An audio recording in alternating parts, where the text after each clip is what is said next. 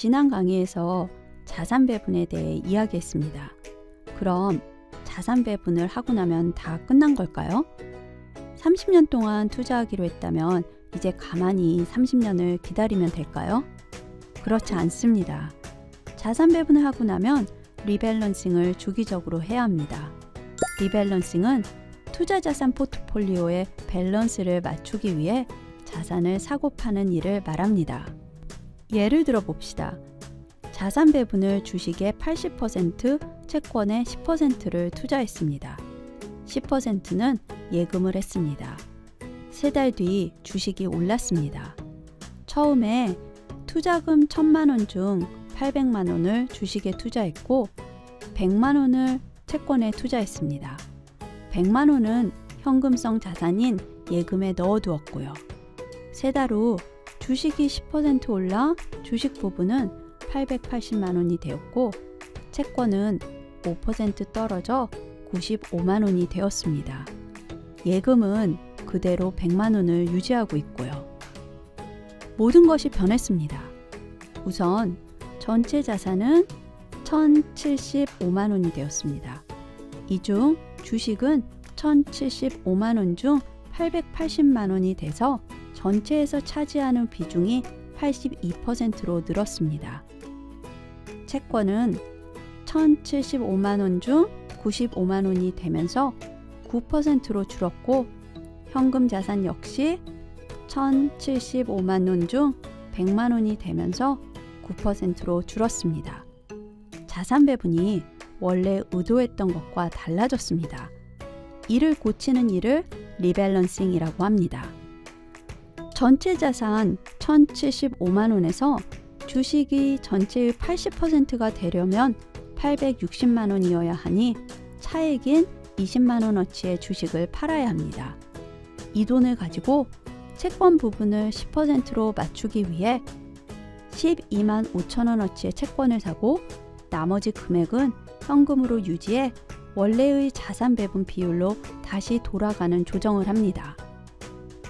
이렇게 자산을 조정하면서 우리가 한 일이 있습니다. 가격이 올라간 자산을 팔아 수익을 실현한 겁니다. 많은 일반 투자자들이 특별히 금융을 공부하지 않더라도 자연스럽게 하는 일입니다. 다만 이제 이것을 시스템적으로 꾸준히 해야 합니다. 그럼 얼마나 자주 정해진 자산 배분 비율에서 벗어났는지 확인해야 할까요? 딱히 정답은 없습니다. 프로페셔널 매니저들은 이 역시 리서치와 실험을 통해 찾아내기도 합니다. 어떻게 하든 결과적으로 방법은 크게 2가지로 정리됩니다. 첫 번째는 시간을 정해놓고 하는 방법입니다. 3개월에 한 번, 6개월에 한 번, 1년에 한 번 하는 식으로 말이죠. 두 번째는 정해진 자산 배분 비율에서 얼마만큼 멀어지는가를 기준으로 하는 방법입니다. 예를 들어 주식의 80%를 배분하기로 했는데 이 배분이 83%가 되면 리밸런싱을 하는 식으로 말입니다. 그리고 첫 번째 방법과 두 번째 방법을 혼용하는 방법도 있습니다. 리밸런싱을 주기적으로 한 포트폴리오는 장기적으로 수익률의 변동성을 줄이고 결과적으로 더 좋은 수익률을 가져옵니다. 리밸런싱을 할 때 시간이나 원래 정해진 배분에서 얼마나 멀어졌느냐 또는 두 조건의 결합으로 하느냐와 같은 규칙 자체보다는 스스로가 리밸런싱의 원칙을 가지고 있다는 점이 가장 중요합니다. 우리는 목표 설정하기부터 시작해 리밸런싱까지 이야기했습니다. 지난 강의에서부터 든 예를 다시 한번 더 이야기해 볼게요. 사회초년생 A씨는 30년이라는 시간이 있기 때문에 주식의 80%, 채권의 10%, 그리고 만약을 위해서 현금성 자산을 10%를 보유하는 방식으로 자산 배분을 하기로 했습니다. 주식과 채권에는 선진국 채권과 주식을 중심으로 이머징 국가의 주식 역시 약간 보유하기로 결정했습니다.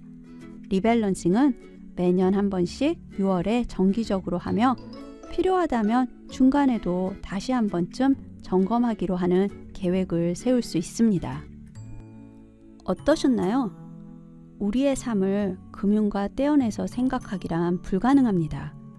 그렇기 때문에 우리는 알게 모르게 돈과 관련된 거의 모든 일에 감정을 넣어 살고 있습니다.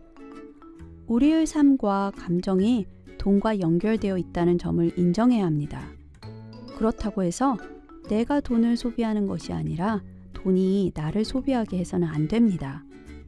그렇게 되지 않기 위해 어느 정도 재정 상태를 유지해야 한다는 것이 차갑다면 차가운 현실이기도 합니다. 그렇기 때문에 금융과 투자에 대한 공부를 꼭 해야 합니다. 우리의 강의는 우리의 삶을 살아가는 데 필요한 가장 기본적인 금융상품에 대한 지식을 담았습니다. 이를 바탕으로 학습한 후 자산 관리에 대한 계획을 세우고 현명한 투자를 하시기 바랍니다. 다시 한번 강조하지만 이 강의는 기본적인 내용으로 꼭 필요한 것만 담았습니다. 더 깊은 내용을 다루기 위해 여러 레벨의 금융 강의를 저희는 열심히 만들 겁니다. 다음 과정에서 다시 만나겠습니다.